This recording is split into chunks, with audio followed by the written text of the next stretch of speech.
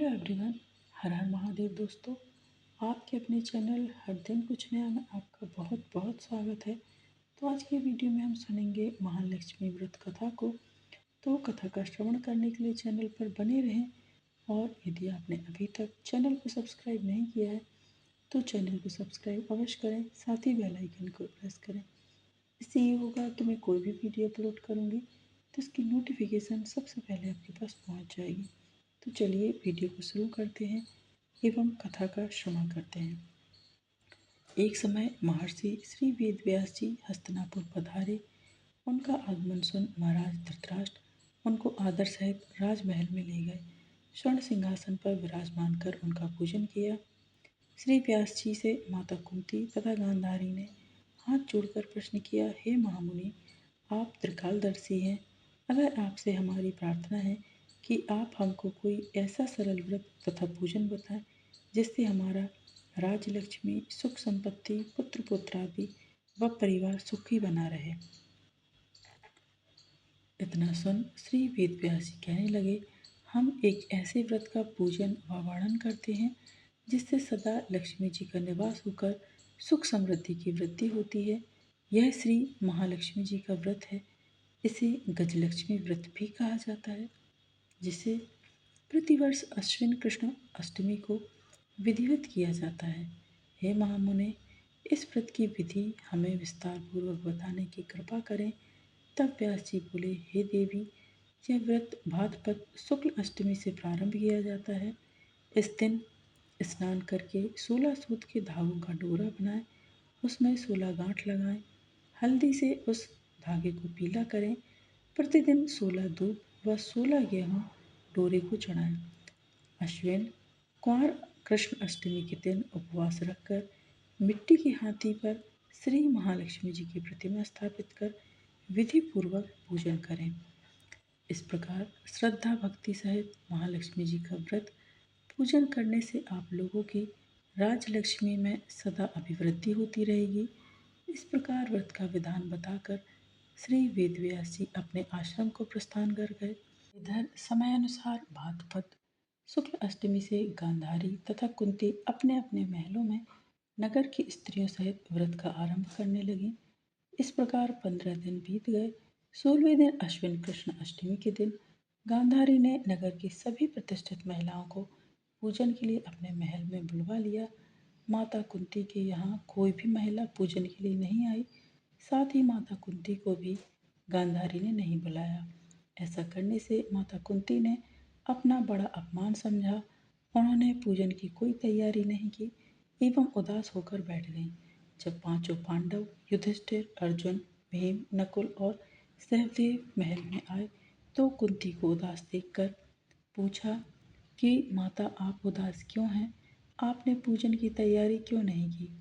तब माता कुंती ने कहा, हे पुत्र, आज महालक्ष्मी जी के व्रत का उत्सव गांधारी के महल में मनाया जा रहा है। उन्होंने नगर की समस्त महिलाओं को बुला लिया और उसके 100 पुत्रों ने मिट्टी का एक विशाल हाथी बनाया, जिस कारण सभी महिलाएं उस बड़े हाथी का पूजन करने के लिए गांधारी के महल में चली गईं, लेकिन मेरे यहाँ नहीं आए।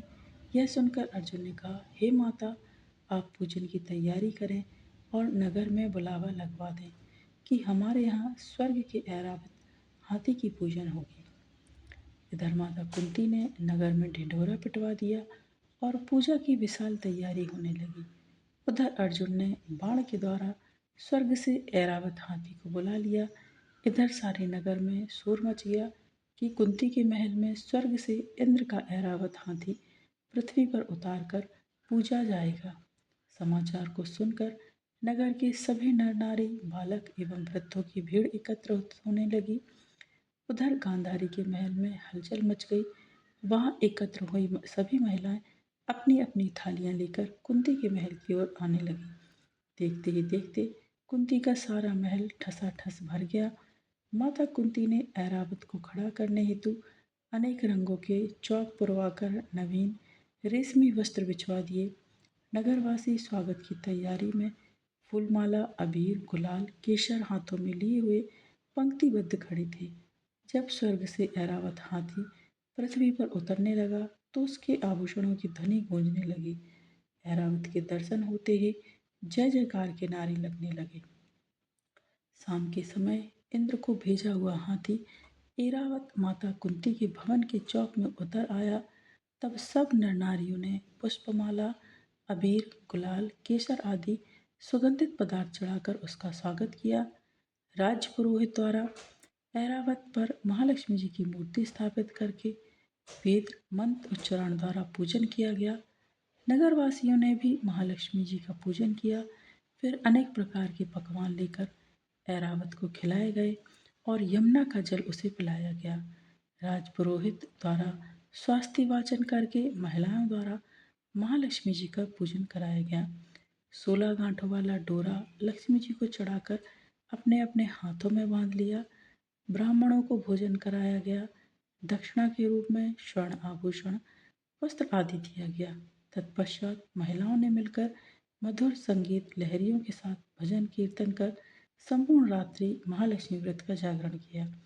दूसरे दिन प्रातः राजपुरोहित द्वारा वेद मंत्रोच्चार के साथ जलाशय में महालक्ष्मी जी की मूर्ति का विसर्जन किया गया। फिर ऐरावत को विदा कर इंद्रलोक भेज दिया गया। इस प्रकार जो स्त्रियां श्री महालक्ष्मी जी का विधि पूर्वक व्रत एवं पूजन करती हैं, उनके घर धन धान्य से पूर्ण रहते हैं तथा उनके घर में महालक्ष्मी जी सदा निवास करती हैं। एवं महालक्ष्मी जी की पूजा करते समय महालक्ष्मी जी की स्तुति अवश्य बोलना चाहिए। महालक्ष्मी नमस्तुभ्यम सुरेश्वरी, हरि प्रिय नमस्तुभ्यम दयानिधि।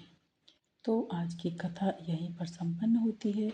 यदि आपको आज की कथा, आज का वीडियो पसंद आया है दोस्तों, तो वीडियो को लाइक कीजिए, शेयर कीजिए अपने दोस्तों के साथ, अपने परिवारजनों के साथ, ताकि उन तक भी ये वीडियो पहुँचे और वो भी महालक्ष्मी व्रत कथा का श्रवण कर सकें, महालक्ष्मी व्रत के महत्व को जान सकें। मिलते हैं नेक्स्ट वीडियो में दोस्तों। जय माँ लक्ष्मी, जय माँ गजलक्ष्मी।